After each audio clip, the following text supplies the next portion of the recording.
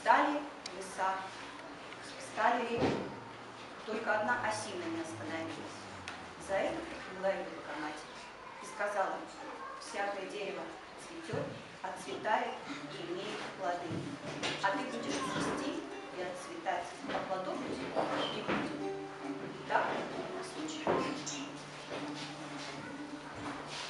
Замучи се